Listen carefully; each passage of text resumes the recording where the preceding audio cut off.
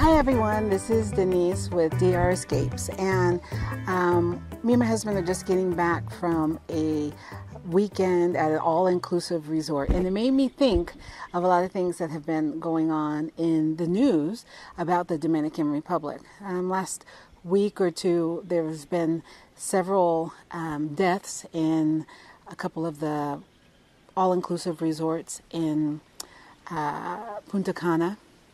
And so there has been a lot of news reports, kind of painting with a broad brush the problem with some of the tourism here in the Dominican Republic. And of course, as we are ones who are encouraging people to come to the country, to look to see if it's something for you, we want to make sure that we are giving good information and focusing, of course, on security, which we definitely feel is very, very important. I've lived here in the country on and off for the last 25 years. And from the time that I stepped foot off the plane to coming here, doing a missionary service, I have not ever really felt unsafe or with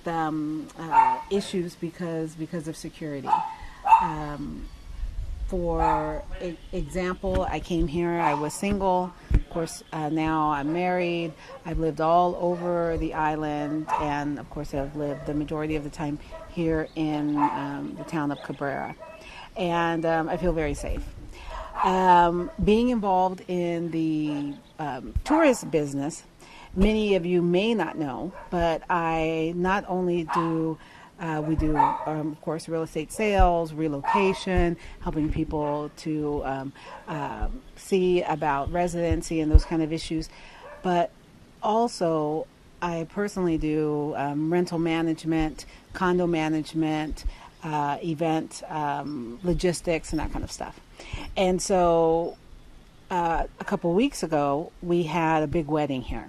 And my role was basically helping with the rentals of the villas. Some of the villas I personally managed, and others were others that I knew about and was able to talk with the owner or the manager to get those secure.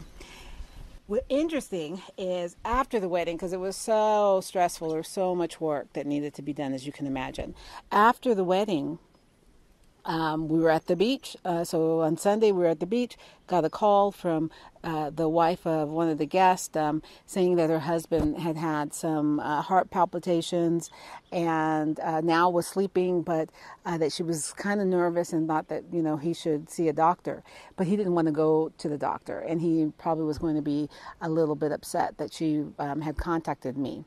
Anyway, we did end up having a doctor go to the villa. They still make house calls here. Go to the villa, and the doctor took his blood pressure first on one side, then the other side, checked his heart rate, and pulled me aside and said, "It's really, really low." She had a list of his medications, and she determined that it was because of some of the medications that he was taking, and of course, drinking and being in the sun, and maybe not drinking enough water, that he had really been affected, and his blood pressure was super, super low. And so she said that he needed to get an EKG to see about his heart. And the wife had let her know that he had had some heart issues in the past. Anyway, she goes, she gets the EKG.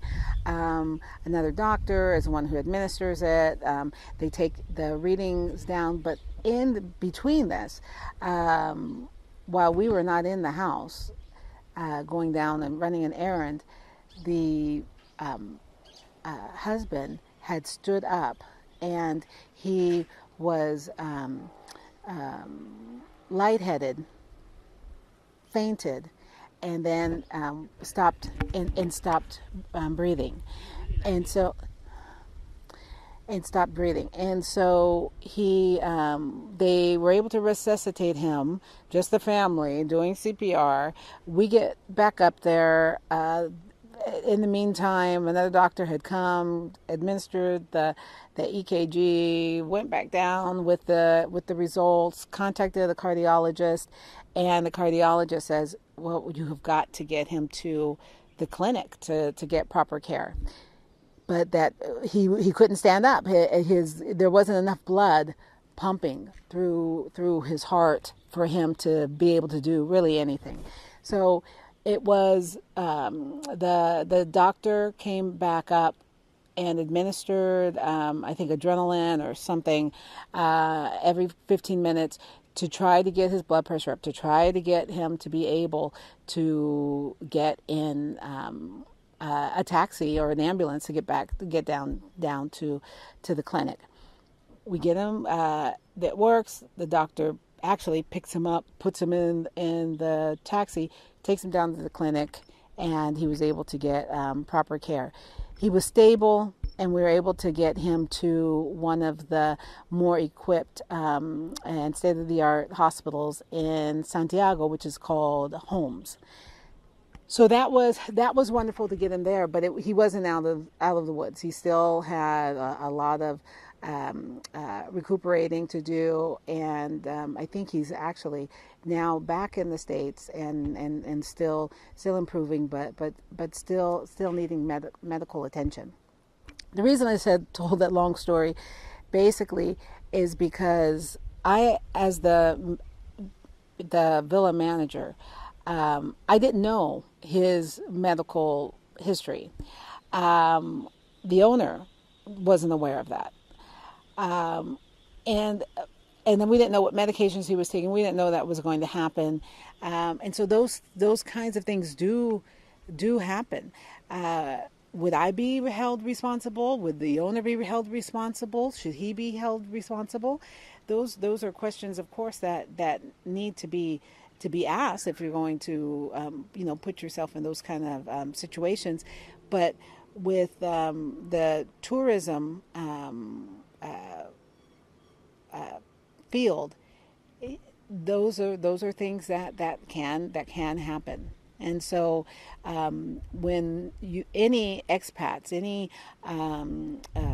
people who are really looking to go anywhere, it's so important to look for, of course, medical care, but also to look for the type of security, and also about your own health.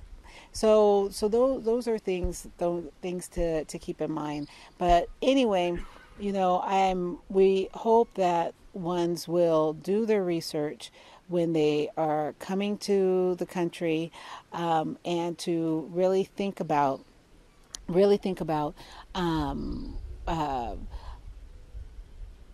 all of the wonderful attributes of this country, but then, of course, some of the things to consider. One thing that's interesting with a lot of the media coverage is that, we have a lot of friends and clients that are from other countries, from Switzerland, whatever, from Holland. And I asked them if they had heard anything about what had happened, because it was such a big story in the national media in the States, and there was nothing. And so I don't know if there is some media attention because of the strength of tourism in the Dominican Republic. You have 8 million people who visited last year.